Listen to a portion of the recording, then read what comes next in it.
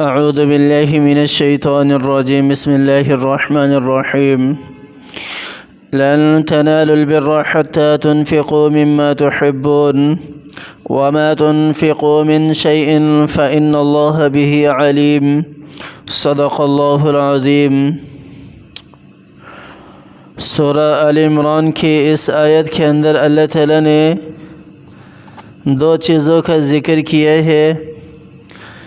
پہلی چیز جنت کا حصول ہے، نیکی کا حصول ہے،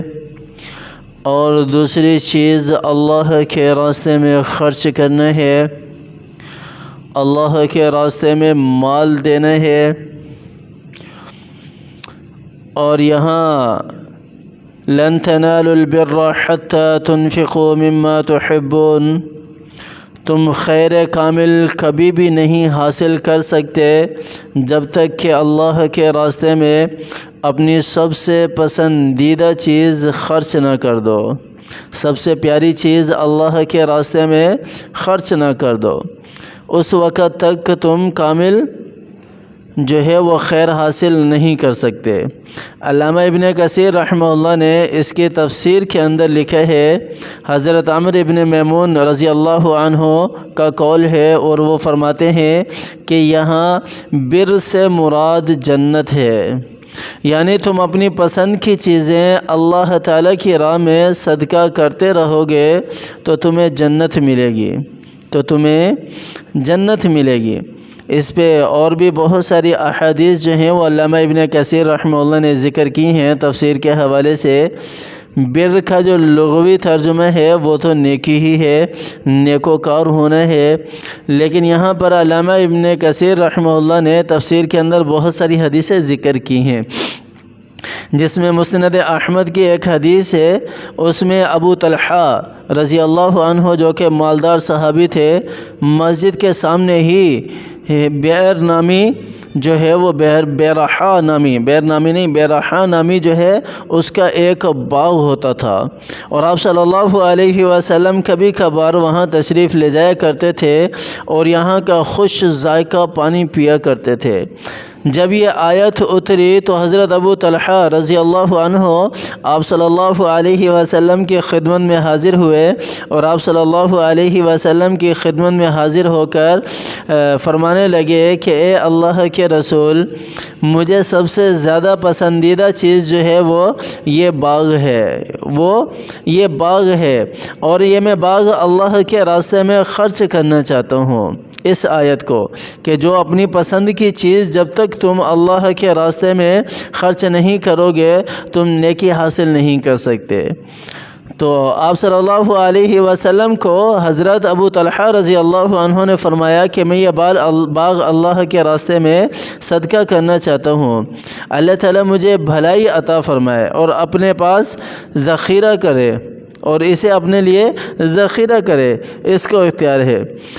تو آپ صلی اللہ علیہ وسلم بہت خوش ہوئے اور فرمانے لگے مسلمانوں کو اس سے بہت فائدہ پہنچے گا، تم اس طرح کرو، اسے اپنے قرابت داروں میں تقسیم کر دو۔ چنانچہ حضرت ابو طلحہ رضی اللہ عنہ نے اسے اپنے رشتہ داروں اور چچا زاد بھائیوں کے اندر تقسیم کر دیا، بانٹ دیا۔ حضرت عمر رضی اللہ تعالیٰ عنہ کی حدیث ہے، بخاری اور مسلم کی روایت ہے، حضرت عمر رضی اللہ تعالیٰ عنہ جب یہ آیت اتری تو آپ صلی اللہ علیہ وسلم سے فرمانے لگے کہ مجھے جو خیبر کا مال جو میرے حصے کا ہے وہ مجھے سب سے زیادہ محبوب ہے، سب سے زیادہ پسند ہے، میں وہ اللہ کے راستے میں خرچ کرنا چاہتا ہوں۔ تو اس کو اللہ تعالیٰ کے راستے میں خرچ کر دیا۔ زمین کا جو حصہ حضرت عمر رضی اللہ تعالیٰ عنہ کے حصے میں آیا تھا۔ اور اسی طرح مسند بازار میں ہے کہ حضرت عبداللہ ابن عمر رضی اللہ تعالی عنہ فرماتے ہیں کہ میں نے جب اس آیت کی تلاوت کی اور سوچا تو مجھے کوئی چیز بھی ایک کنیز تھی اس سے زیادہ محبوب اور اس سے زیادہ پسندیدہ نظر نہیں آئی۔ تو عبداللہ ابن عمر فرماتے ہیں کہ میں نے اس کنیز کو آزاد کر دیا، اس کنیز کو آزاد کر دیا۔ پھر آگے لکھتے ہیں کہ وہ اتنی مجھے محبوب تھی، پیاری تھی کہ مجھے اب بھی وہ یاد آتی ہے، اب بھی وہ یاد آتی ہے، اب بھی میرے دل میں اس کی ایسی محبت ہے کہ اگر کسی چیز کو اللہ تعالیٰ کے نام پر دے کر پھر لوٹا دینا جائز ہو تو میں اس سے نکاح کر لیتا، یہ عبداللہ ابن عمر رضی اللہ عنہما فرما رہے ہیں۔ تو اللہ تعالیٰ کے راستے میں جو سب سے محبوب چیز ہے وہ قربان کر دینا، یہ اللہ تعالیٰ کو بہت زیادہ محبوب ہے، اور یہی بندہ جو ہے اللہ تعالیٰ کے ہاں نیکوکار ہے، اللہ تعالیٰ کے ہاں کیا ہے؟ نیکوکار ہے۔ ایک ہمارا معاشرہ بھی ہے، ہمارا معاشرہ ہے مسجد کے اندر جو ہم نے پیسے دینے ہیں، پہلی بات تو یہ ہے کہ جو جیب میں سے ایسا نوٹ نکالنے ہیں جو دکاندار لیتا نہیں ہے۔ یہ تو میں مسجد کی بات کر رہا ہوں جہاں لوگ آج کل تھوڑا بہت دیتے ہیں، باقی اپنے محلے میں، اپنے علاقے میں غریبوں مسکینوں کو تو کوئی دیکھتا ہی نہیں ہے، یتیموں کو تو کوئی دیکھتا ہی نہیں ہے کہ ان کے اوپر خرچ کرنا ہے یا نہیں کرنا، اور اپنا خصیص مال جو ہے وہ خرچ کیا جاتا ہے، اعلیٰ مال نہیں خرچ کیا جاتا ہے۔ اللہ تعالیٰ کیا ارشاد فرما رہے ہیں؟ سب سے اعلیٰ مال اور سب سے پسندیدہ مال اللہ کے راستے میں خرچ کرو، سب سے پسندیدہ مال اللہ کے راستے میں خرچ کرو۔ اور ہم کیا کرتے ہیں؟ جو سب سے یعنی کم نچلے درجے کا جو ہوتا ہے، جو گھر میں کوئی بھی اس کو استعمال کرنے کے لیے تیار نہیں ہوتا، گھر میں کوئی بھی اس چیز کو پہننے کے لیے یا خرچ کرنے کے لیے تیار نہیں ہوتا، کھانے کے لیے تیار نہیں ہوتا، پھر وہ چیز ہم آگے دوسروں کو صدقہ کرتے ہیں، حالانکہ یہ غلط ہے۔ اگر اعلیٰ نہیں دے سکتے تو کم از کم متوسط تو ہونی چاہیے، اوسط تو ہونی چاہیے، درمیانی تو ہونی چاہیے نا۔ اب یہ تو نہیں کہ جو چیز میں خود اپنے لیے پسند نہ کروں کھانے کے لیے اور میں کسی اور کو وہ صدقہ دوں، اس طرح نہ کریں۔ لن تنالوا البر حتى تنفقوا مما تحبون۔ اب اگلی آیت ذرا دیکھیں، وما تنفقوا من شيء فإن الله به عليم۔ اب یہاں اللہ تعالیٰ کہہ رہے ہیں کہ تم جو چیز بھی خرچ کرتے ہو اللہ تعالیٰ کے علم میں ہے۔ پچھلی آیت میں اللہ تعالیٰ نے کہا کہ سب سے محبوب چیز اللہ کے راستے میں خرچ کرو، یہاں پر اللہ تعالیٰ کہہ رہے ہیں کہ تم جو کچھ بھی خرچ کرتے ہو مجھے اس کا علم ہے۔ اپنے بندے کو بتانا چاہ رہے ہیں کہ اللہ تعالیٰ تیرے دل کو جانتا ہے، تو جو چیز بھی خرچ کر رہا ہے، ایسا نہیں کہ جو کم درجے کی ہے اس کو خرچ کر کے اور کہے کہ میں نے اعلیٰ درجے کی تھی، میرے پاس یہی چیز اور میں نے اللہ کے راستے میں خرچ کر دی،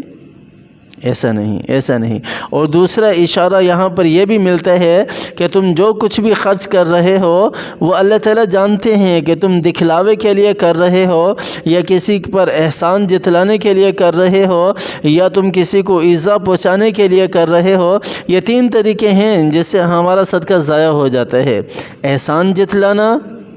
اور دکھلاوا کرنا اور کسی کو تکلیف دینا۔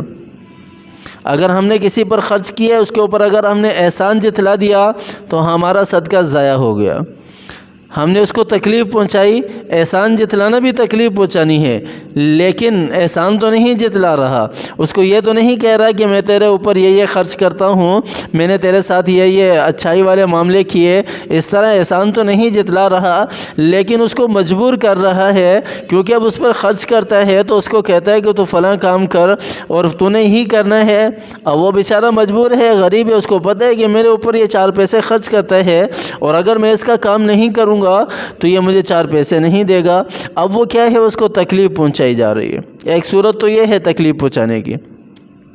دوسری صورت تکلیف پہنچانے کی، خرچ تو کر دیا اس کے اوپر، لیکن اب اس کے رشتہ دار آ رہا ہے، کوئی بھی اس کے سامنے نہیں کہہ رہا لیکن اس کو کہہ رہا ہے کہ میں اس کو دیتا ہوں، میں اس پر خرچ کرتا ہوں، یا کسی اور کو کہتا ہے کہ میں اس کے اوپر خرچ کرتا ہوں۔ اب وہ کل کو اگر اس سے جا کر ملتا ہے اور اس سے کہتا ہے کہ فلاں بندہ جو ہے وہ تجھے خرچ کرتا ہے، تیرے اوپر خرچ کرتا ہے، تو ایسے یہ بھی کیا ہے، اس کو تکلیف پہنچانی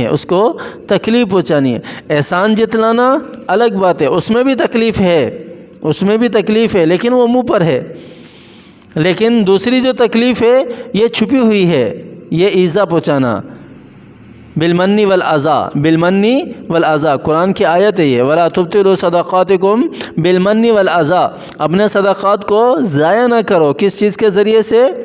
احسان جتلانے کے ذریعے سے، ایذا پہنچانے کے ذریعے سے۔ اور ایذا جو ہے یہ چھپی ہوئی ہوتی ہے، یہ ایذا کا تعلق سامنے والے کے ساتھ ہے، احسان کا تو پتہ ہوتا ہے کہ دونوں کی طرف سے ہاں یہ احسان جتلا رہا ہے، اور جو جتلانے والا ہے اس کو بھی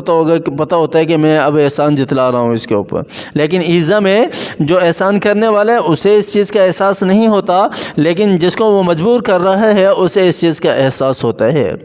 اور اسی طرح تیسری چیز دکھلاوا ہے، دکھلاوا ہے، لوگوں کو دکھا کر خرچ کرنا، لوگوں کو دکھا کر خرچ کرنا۔ تو ایسے انفاق فی سبیل اللہ سے بچیں۔ اگر اللہ کے راستے میں خرچ کرنا ہے تو آپ صلی اللہ علیہ وسلم کی حدیث ہے نا کہ ایک ہاتھ سے دو، دائیں ہاتھ سے تو بائیں ہاتھ کو پتہ بھی نہ چلے۔ اور ہمارے بہت سارے ساتھی اس کا الٹ مطلب لے لیتے ہیں، یوں چروڑ مروڑ کر کے پیسے جو ہے وہ ہاتھ میں پکڑ لیتے ہیں تاکہ بائیں ہاتھ کو پتہ نہ چلے۔ اس کا مطلب یہ ہرگز نہیں ہے، اس کا مطلب یہ ہے کہ تم اس طرح خرچ کرو کہ تمہارا جو رازدان ہے نا، رازدان جو تمہارے راز جانتا ہے، اس کو بھی پتہ نہ چلے کہ تم کس پر خرچ کرتے ہو اور کس کو دیتے ہو۔ لیکن ہمارے یہاں اس کا سسٹم سارا کا سارا الٹ چل رہا ہے، الٹ چل رہا ہے۔